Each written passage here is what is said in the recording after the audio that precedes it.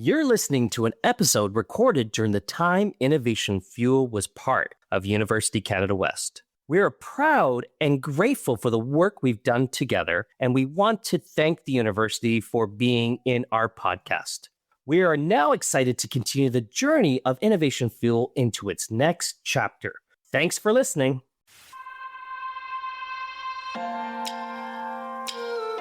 You're listening to Innovation Fuel, a business podcast by University Canada West. Bringing you fantastic stories from accomplished entrepreneurs and key industry professionals. Let's explore the entrepreneurial world through local businesses and our university community. Good morning, Dave. Hi, Gelareh. How are you doing? Beautiful summer here.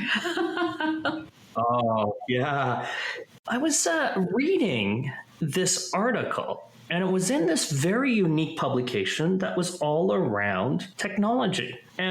Is the world of journalism changing? The way we communicate? Yeah, just look at the newspapers. It used to be the paper actually come to your place, but now it's less we can see those papers, but it's still the world of journalism is continuing, but in a different way. It's more independent content creators that are trying to engage in their own community and write something is more personalized for their audience in digital way. It makes sense because we see this evolution of the shifting of communication, marketing communication, for an example, is shifting towards this personalization, customization.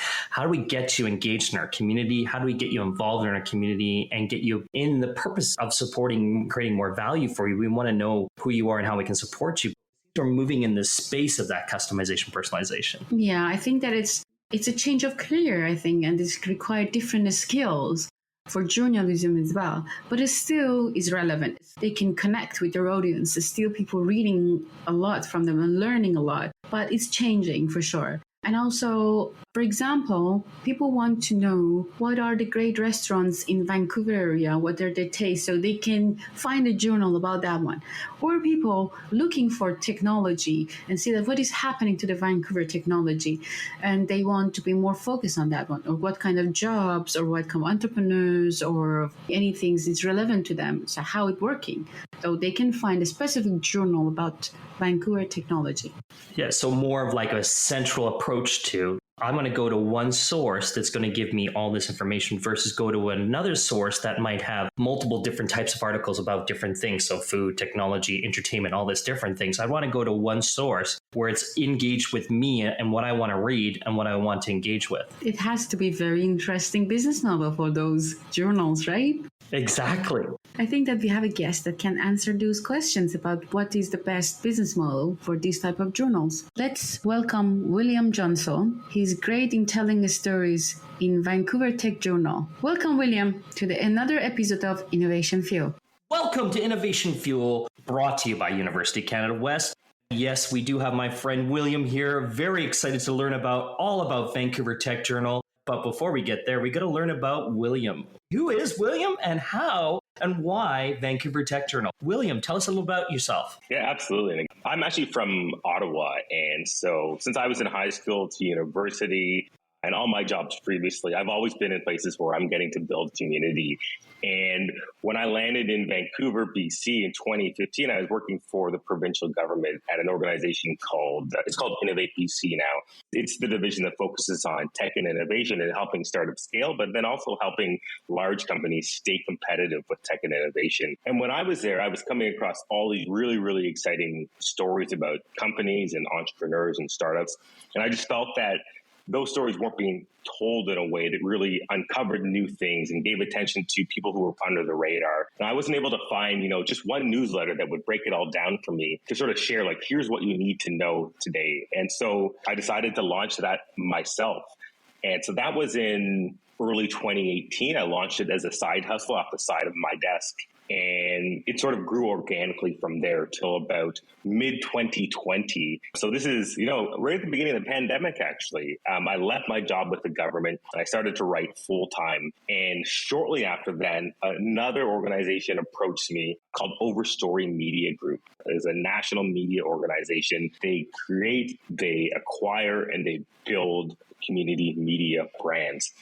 They acquired the Vancouver Tech Journal, and that's enabled me to work on it as a business full-time since January 2021. And so now we have, multiple full-time staff, multiple freelance writers, and it is a well-running business. And again, we're part of this family of other media brands. So today, if you ask me, what is the Vancouver Tech Journal? I'd say today it's a community that's essential for anyone who wants to know who and what companies are important in Vancouver's tech ecosystem. And the way that we connect our community with that information is through a weekly newsletter with just over 20,000 subscribers, and then regular events and activities to bring people together. You started it as a side hustle. Were you ever kind of independent on your own before you were acquired by this other organization, before you moved down that pathway? Yeah, I think it was January 2018 when I started writing it regularly. And the funny thing was that I was writing it like every 2 weeks, a newsletter that was kind of like, here's 10 to 15 stories you should be reading, right? And I did that for a couple of years, and people would reach out to me and they'd say, we love this newsletter and we see that you're a technology writer. Would you be interested in doing some writing for us? So in a way, it was like content marketing for me to do some consulting, right? It was like almost a lead generation tool for me to build up a consulting business of writing. So that was a fun part about it. But then, you asked Dave, was it independent? It was independent with me. And then we get to 2020. And again, this is when I left the government just to do writing and consulting full time. And then the exciting thing is that Overstory, again, which is building up community brands, said, hey, you know what? We think with some more support and resources, you could actually build this up to be even something much larger than perhaps you even imagined. And so they approached me. They said, here's what we're looking to do. We would like to, and I'm not sure if this is a term that you guys use, aqui-hire you. We want to acquire Vancouver Tech Journal's digital assets and its current subscribers, but we want to hire you full time, right, as an employee of this new organization to work on it full time, invest in it through a number of ways, right? So Overstory invested in terms of, helping us hire additional staff at the beginning. Overstory invested in terms of acquiring new readers, right? From the time that I was writing it for fun to about 1,000 people to the first year operating as part of the larger organization with additional resources, we 20x'd basically, right? So we went from 1,000 to 20,000 subscribers. You were working in the government, a very secure job. Then you chose to be an entrepreneur and have your own journal, which is uncertain and risky. What was the opportunity that you see in this career?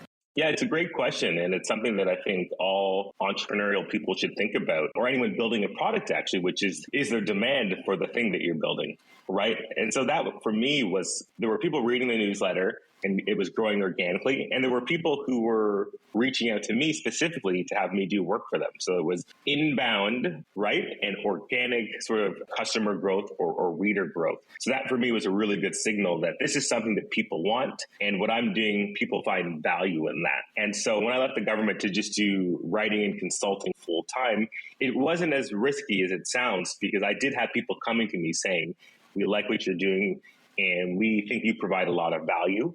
And how can we sort of pay you for that value that you're providing? In some ways, it was a risk. In some ways, it wasn't a risk because the demand was there. And the other thing for me is this wasn't the first time that I quit a job to go somewhere else, right? Whenever I moved to British Columbia from Ontario, I worked for Carleton University for about 5 years.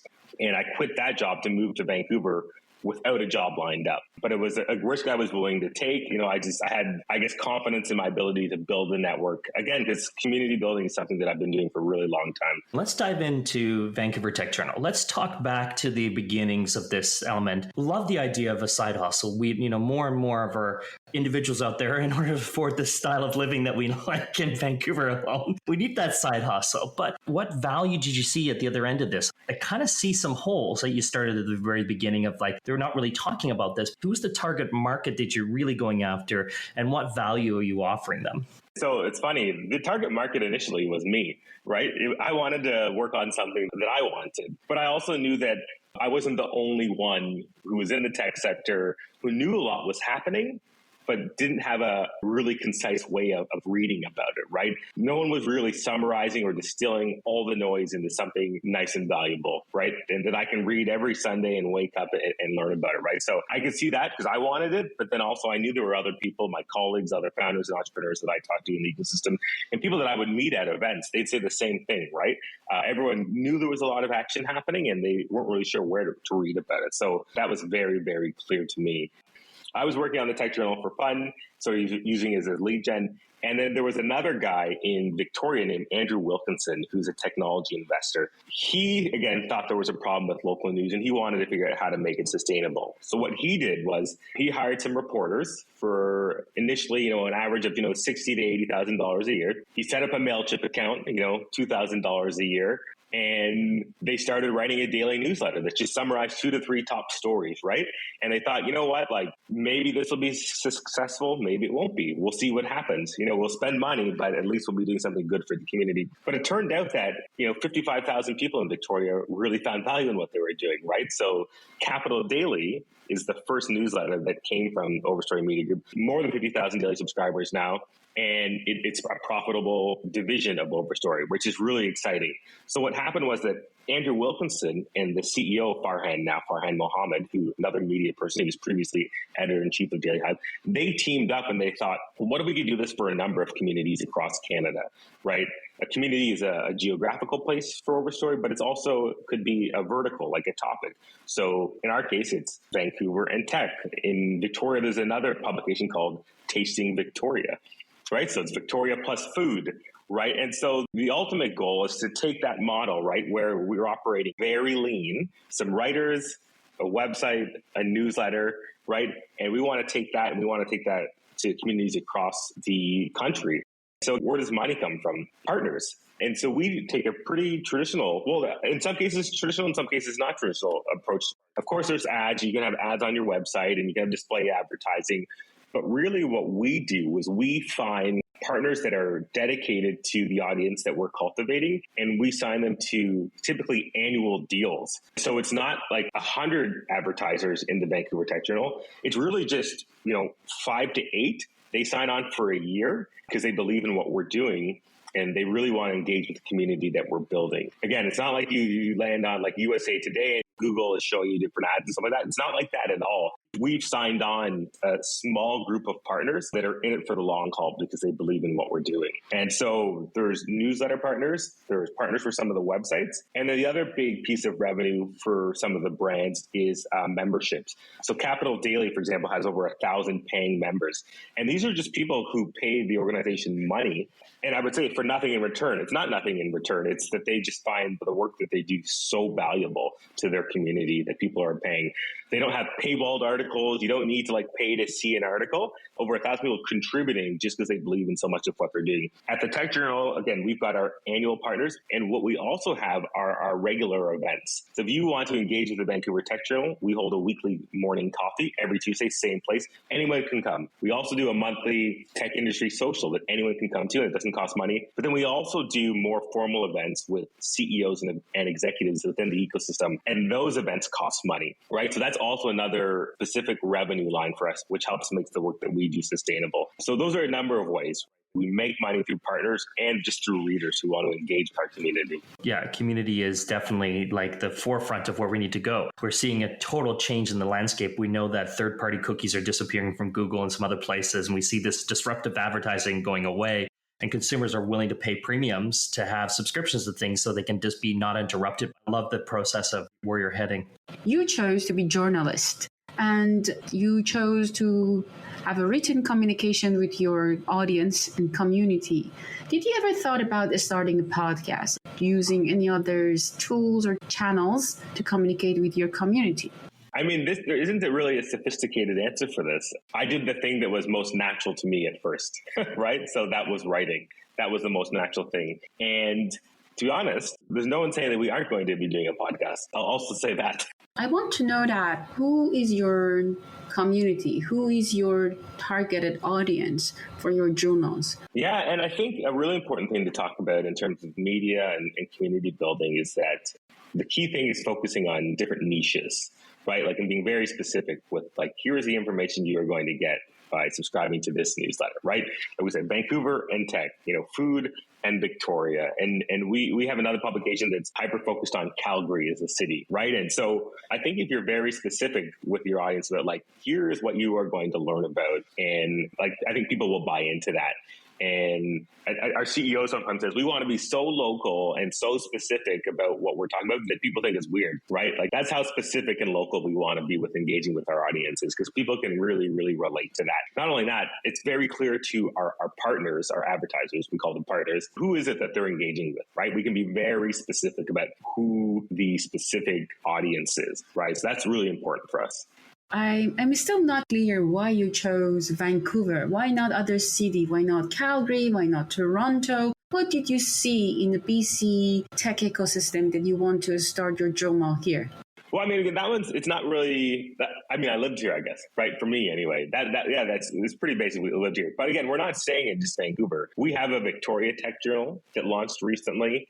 And the ultimate goal is to have tech journals in a number of the cities across the country that we currently think are underserved by technology news. So we're not stopping here, that's for sure. And I think, Gelareh, when we look at this element and I see where William is going, we're getting down to the world of personalization and customization. And we have this element that people don't want to read big news stories that don't relate to them. They want to read things that are close in their community and what's happening in and around their community. And I think where I see, and I don't know where you're going with this, William, but I kind of see you guys exploding into, Van Tech with Van Technology, and then into Calgary Tech, and then Toronto Tech, and this element where you go into this different communities and you serve them in different ways and bring that information into that community. Is that something like a future plan? Absolutely, right? Like, I think our playbook isn't a secret. We want to be in most cities in Canada that have a big prevalence of technology, but don't get covered at the local level, right? If your company raises, $50 million in venture capital funding, then the Globe and Mail will write about you. But there are many, many entrepreneurs in some of these communities that haven't raised any money. They're growing organically with paying customers. It's like, well, who's going to tell that story? Right. So it goes back to, we think there's a big gap there in that sort of realm of storytelling in media. And in the same way that when the Tech Journal started, I was sort of the audience. I think these people in these communities, they will be the audience. I was just talking to someone last night at an event, someone visiting from Kelowna, right?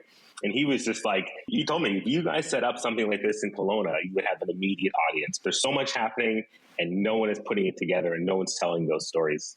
Well, both our friends, we know our friend you worked for too, is Ragroy has done a lot of stuff in Kelowna in this element. I think there's an individual to tap into in that space for sure. But again, William, I love the idea and the concept. And I think what I think it lends is as you sort of said, is building that community, because these smaller tech elements, these smaller tech startups need that network. They need the network of mentors. They need the network of how do we keep them in BC and how do we keep them growing in BC, for an example, this for the Van technology. But like, this is a crucial element. Not only is the storytelling crucial, but also the element of how do we build that network and support that network. For sure. And for us, it's all about connecting the dots, right?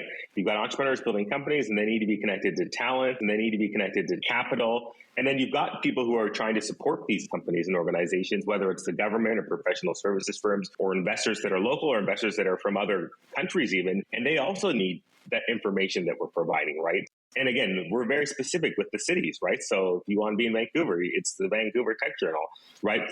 We also used to report Victoria news, but then we thought, well, let's just make a Victoria Tech Journal. So it's very clear to everyone involved, here is the community that you're tapping into. And it's also very important that we're that specific, because that's how we attract partners. Someone in Vancouver is not going to want to advertise in Victoria necessarily. Someone in Victoria is not going to want to, get in front of people in Vancouver necessarily. So that's also important just from a revenue standpoint. It's a firm in Victoria who says, we want to support entrepreneurs in Victoria, right? So that's why they're an ideal partner there specifically.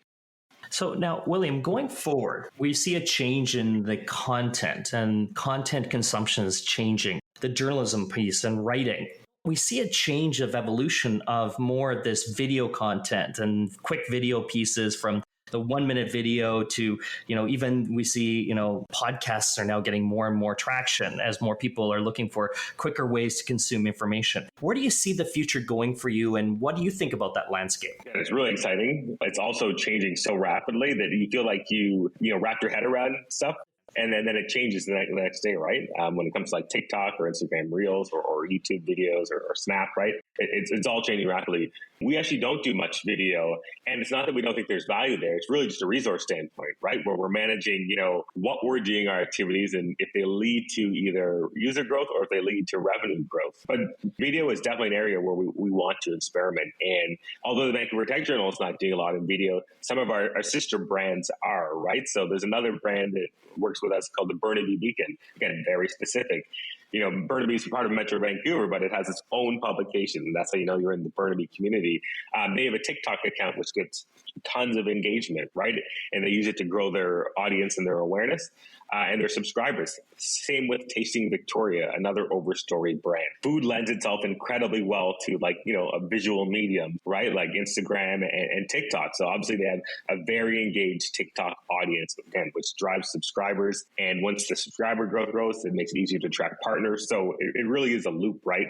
Growing your community, attracting partners, which helps you invest in growing the community, which helps you, attract more readers and more partners. So it's a loop, right? So we're still trying to figure out where does video content fit into our cycle or our loop of, subscriber growth, community growth, partner growth. William, I'm loving this conversation. Like the community building, the engagement, all these things, the future of media is evolving and changing. And I think Vancouver Tech Journal is really taking advantage of that element. And we're seeing that growth going forth. I know we've come to the end of our episode, but can you throw a challenge out to our audience of something that maybe Vancouver Tech Journal is facing, or the bigger picture of media could be facing, that we could throw back to even possibly our students to challenge them? Yeah, this is an interesting one, and this might be it's very related to what you guys do, right, at University of Canada West. I think actually a big gap in the work we do is engaging with students or people in post-secondary institutions. One of the big challenges I have, and for me to think about, for your students to think about, is what is the best way we can engage students or future tech talent or future leaders in the work that we do? What does that look like? Is it a weekly section related to like getting your first job in tech? Is it a career-focused tech newsletter? Or is it an event where we bring together students and technology leaders in the community at University of Canada West, at their campus perhaps? But it's the broad question is, how do we engage students in the work that we do, and what would they find valuable? So if someone can help me answer that question, that would be fantastic. Thank you, William. Thank you, Dave. That was another episode of Innovation Fuel.